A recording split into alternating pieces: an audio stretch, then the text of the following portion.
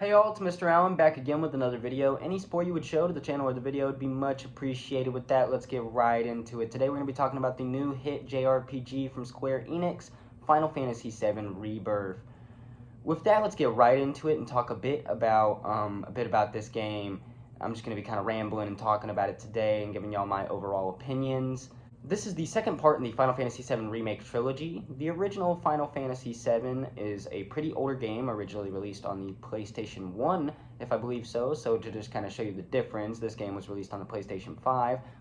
It's been a good little while, and it'll probably be a handful more years before we get the final part and are able to kind of close out this chapter of Final Fantasy VII and the remake and the comeback. With that, let's kind of cover a little bit about the first part, with the first part being commonly referred to as the Midgar section of the game of the original Final Fantasy VII, and we even leave with our party exiting Midgar and going out into the broader world of Final Fantasy VII at the end of part 1.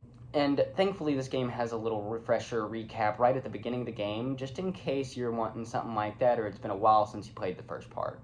But with that, let's kind of get into a little overview of the main story of Final Fantasy VII Rebirth, with our main party going out into the, again, broader world of Final Fantasy VII. We start in the area of Calm, and this is kind of the first big area you get to go to. This game immediately establishes its goals with, basically, we're trying to figure out what exactly is going on with Sephiroth and what he's up to.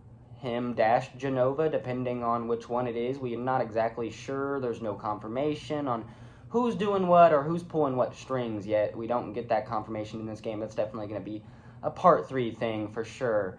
But with that, we go into it. They're following around the cloaked Sephiroth clones with the numbers that I'm not sure what to call, and they're hoping that they will lead them to Sephiroth or lead them to clues or something of that nature. And we're doing that for like the majority of the game, and a lot of the other plot points and whatnot are left up to individual character moments, of which some I feel better about than others, and some I like more than others. We also, of course, have the weird multiverse stuff that's going on, with Zack being a whole nother little side plot line on top of that. And, of course, in here we have some new iconic characters coming in and getting introduced, such as Vincent, Cid, and Kate Sith, and even Red 13 going on here. We also get to see some really iconic locations, again, Calm, Costa del Sol, the Gold Saucer, which are just like your mini-game central vacation areas in the Final Fantasy VII world, where Golden Saucer kind of gives you those Vegas vibes, and Costa del Sol kind of gives you those Florida beach vibes, California beach vibes, depending on how you look at it. And that's kind of really the vibes those places give you. And before that, you go to Calm, Junon, and those are more like traditional kind of communities and cities and whatnot. And they're definitely different and on a much smaller and more broader open scale than like just this giant city of Midgar. And you meet a lot of little iconic characters here and there, a lot of interesting personalities, like the dude that runs the inn, the people that run the Golden Saucer, some interesting personalities from Costa del Sol, the lady you meet when you first go into Junon even. All of those little personalities you get to meet. Still having Chadley be around all the time and hitting up your phone, and they need to make a better system for that in the next game, Chadley hitting up your phone. Because while I love the gaining materia system, and for the most part what Chadley's side quests are some decent little side quests and side activities, some of them can be annoying, so I hope they do iron out some of the kinks with that in the next game. We do head into some of the bigger and more favorited plot points here, such as Cloud's thing he's got going on with Sephiroth and Jenova in this, and his whole deterioration, geostigma symptoms he's got going on. This really gets hammered home when we meet the Shinra soldier from the previous game that he had an awesome battle with in the first part. We do see him have another awesome battle with him, but this time he's a more advanced first-class soldier with Jenova cells in him now, and it seems to have affected him badly, and he seems to be going through rapid deterioration, even faster than Cloud, even though Cloud seems to get pretty bad towards the end here of Rebirth. And we're not exactly sure if it's deterioration or not, but that's what he thinks it is, and that's kind of like all we really know for now. But the deterioration and the battle with Cloud ends up leading to this character's death, and I think this is really supposed to hammer home and supposed to scare Cloud about his deterioration and the fact that his life is in real danger because of what's going on and because of the stuff that happened when he was in the military and part of Shinra and soldier and whatnot, even though he wasn't actually a soldier in his memory. And then it kind of becomes clear at the end of Rebirth that his memory is very faulty. But a lot of crazy stuff happens, whether it's Sephiroth at the beginning doing his normal rhetoric about the reunion, or him trying to convince Cloud that Tifa is an imposter and that the Slash really killed her and that she is really him, Sephiroth I mean, or a bad guy and that she couldn't possibly still be alive and that she died back then and that she's not real. That one was really interesting and definitely one of the better plot points in the game and more interesting things, especially regarding Tifa in this game. And I was hyped to see what they were going to do and what happened with that, and it did pay off here.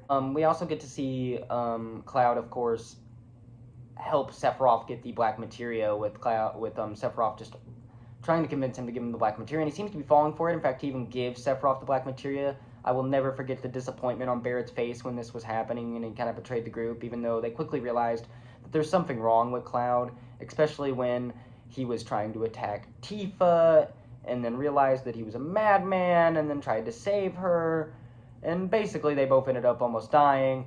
But they quickly snap out of this, but it quickly keeps on going, especially when we get closer to the end with Aerith's supposed death scene at the end of the game. It's seemingly like Sephiroth's trying to convince him to let Aerith die, let that happen, or even do it himself.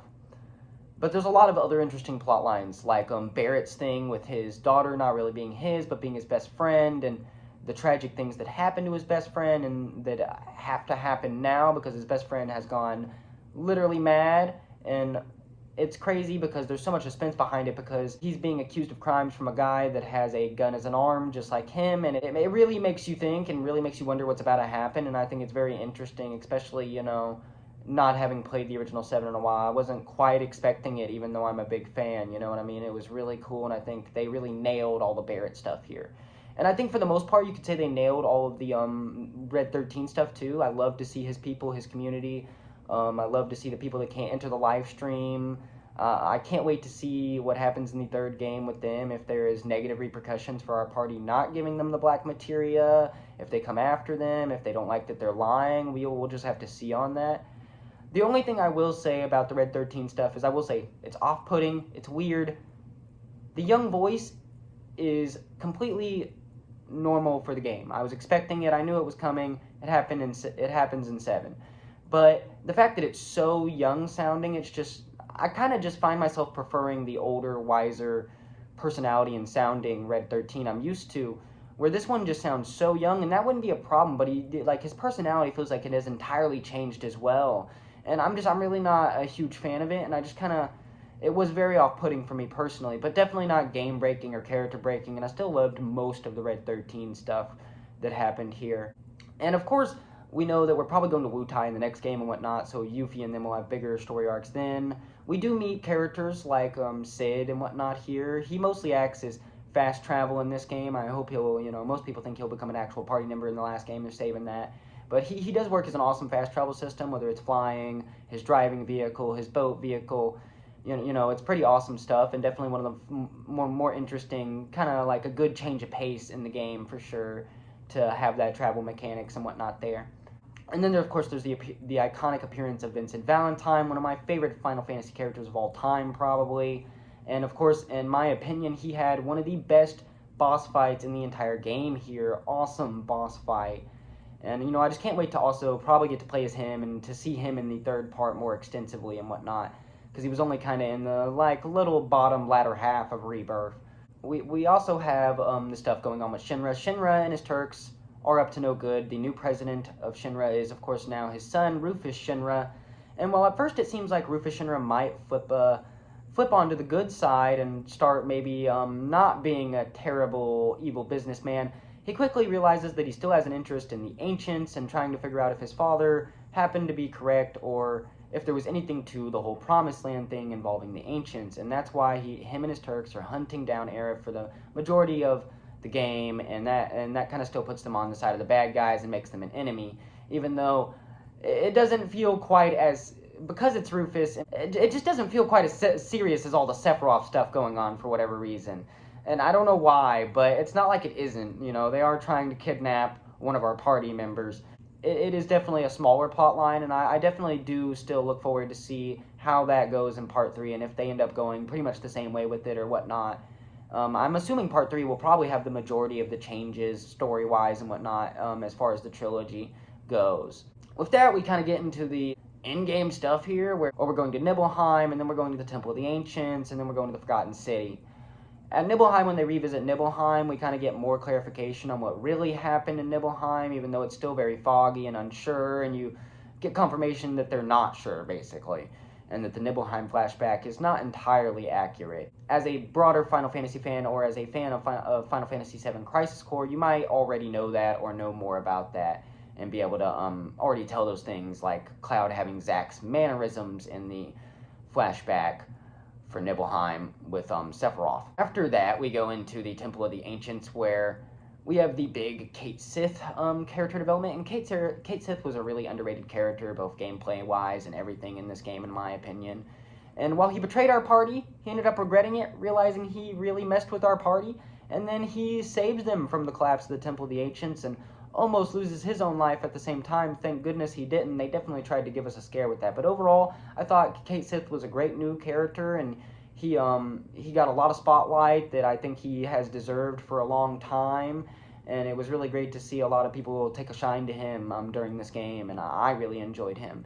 And then we head into the last little bit after all the Black Materia stuff happens and all that, with the last part of Aerith's death and the Sephiroth battles and whatnot. Of course, we do get to see Aerith's death, kinda. They do a weird multiverse middle ground thing here that I find to be very awkward and weird, and while, yes, impactful in a very different way, where that was impactful on a pure shock value, oh, we love this character, oh no, kind of way. This was impactful in a way of, I have no idea what's going on, I have no idea if it's going to pay off, but there's a chance.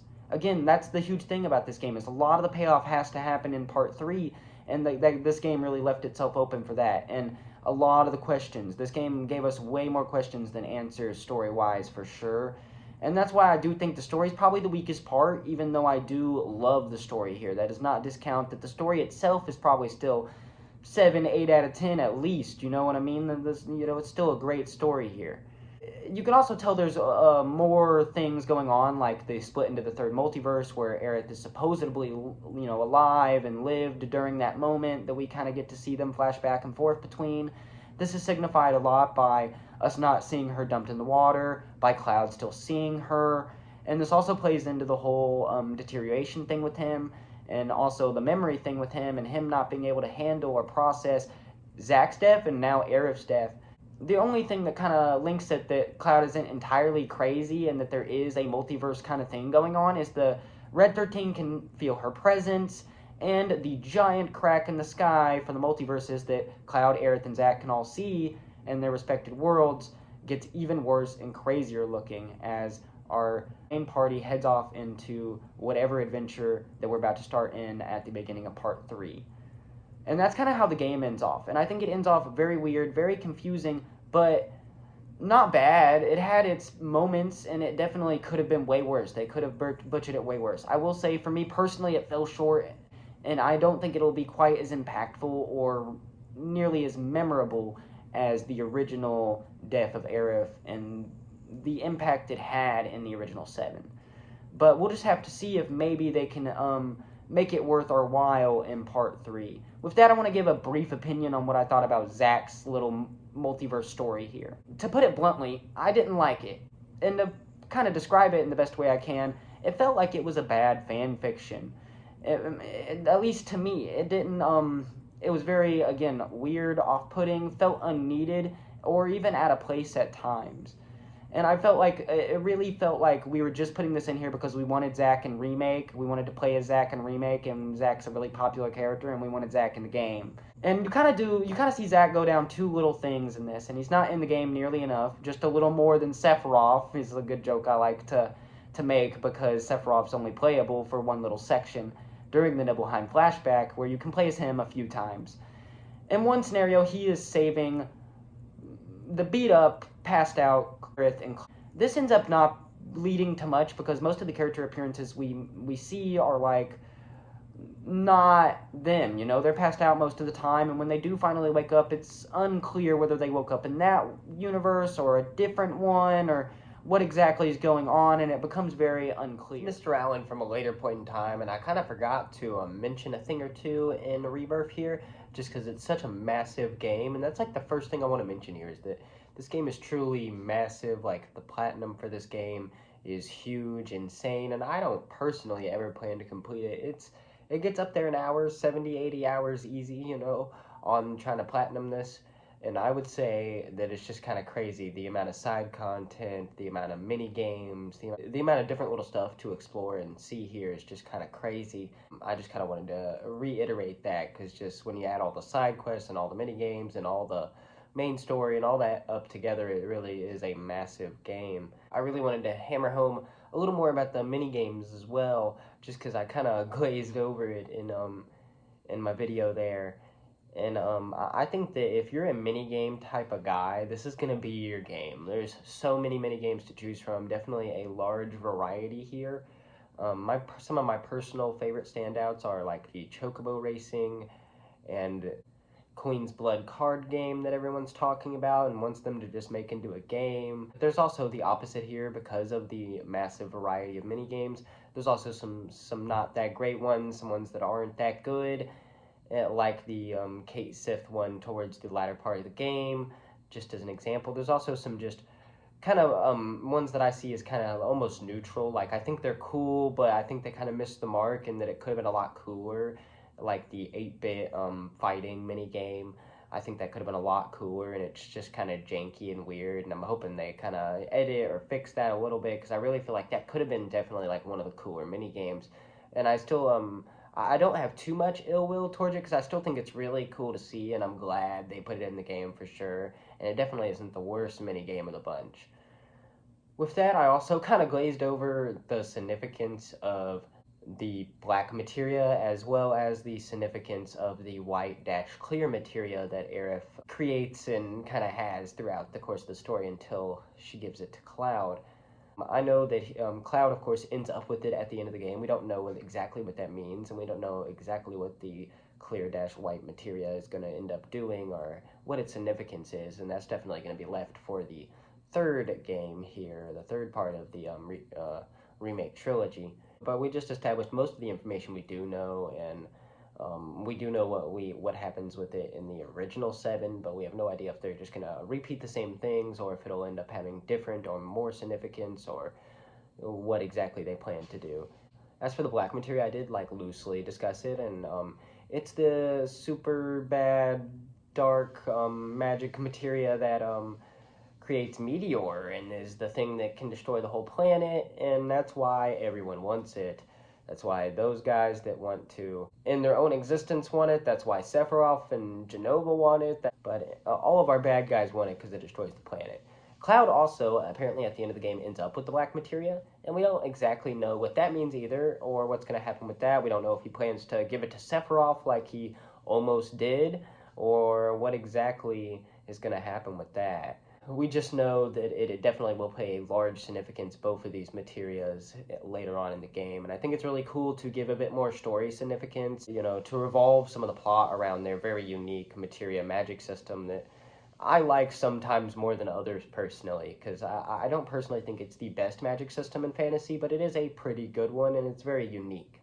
With that, I also am curious to see if the black materia will have the same significance and the same kind of plot as it did in the first one, or if it will have a different kind of role, or if it'll be used differently in part 3 and whatnot. But again, a lot of that is left to see at part 3. Right now, we know Cloud has both of the materias. A weird little fan theory I have. This is just a theory. I don't know if this is not concrete at all. I don't know if we'll ever get this confirmed, but if we do, it'll also be in part 3. Some people think that the black materia we were seeing isn't the actual black materia, and that's why not much happened with it. Some people think that that when the Temple of the Ancients disappeared and whatnot, that was the black materia. The weird fan theory, I kind of think it's cool. I don't know how accurate that's going to be. It really, one thing this game is doing a good job of doing is keeping you on your toes and keeping you guessing on what's going to happen exactly, because while they're following the events of 7 pretty closely and pretty true to the original game, for the most part, there is a lot of deviation, enough to keep you on your toes for sure.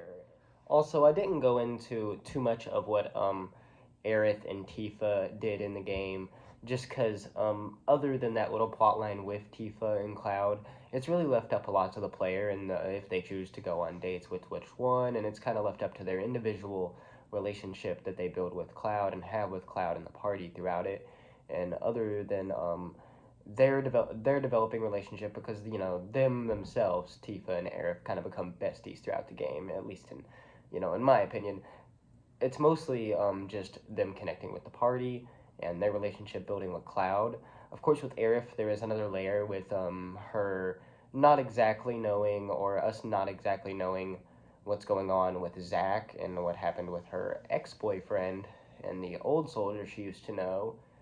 And it isn't till towards the end that we kind of realize that they're talking and they're talking about and knew the same person, and that they're not 100% right about what happened in Nibelheim and all that. And there's that whole plot line that Aerith is very intertwined and involved in, that is very good and whatnot. And I I also just wanted to mention that these characters do have a slightly deeper story arc that way. And I do think some people think that Aerith low key kind of knows that Zack is like gone, or that things didn't go down the way the parents think, and that he's just missing or whatnot. Some people think that she kind of knows. We're not for sure. We know Cloud kind of knows towards the end, but that's all we really get to know confirmed. But a lot of people think Aerith also kind of knew. I don't really know what to think personally. I'm not too sure. Hopefully some of that will get revealed in the third game, but it might also just be left up to interpretation for all we know. Other than that, there's another little thing where we get to see one of our surviving characters from the Platefall that isn't supposed to be around anymore. And this is really trying to hammer home the whole Fates thing that the plot has going for it. And I see what they're trying to do with this, but I felt like it fell short for me. And I didn't like that much of it. I didn't mind the Zack reference, but I feel like bringing back a character just to kill him just isn't cool. Not to me. Not when his original death was that iconic. They brought him back just to kill him again, and it was supposed to mean that your fate is your fate. If you're meant to die, you're meant to die. If you're meant to go that way, you're meant to go. And this is even hammered home more, and I do like this reference to an extent, at least better, where Zack, no matter which scenario he ends up in, gets attacked by a large, crazy number of Shinra soldiers that almost kill him.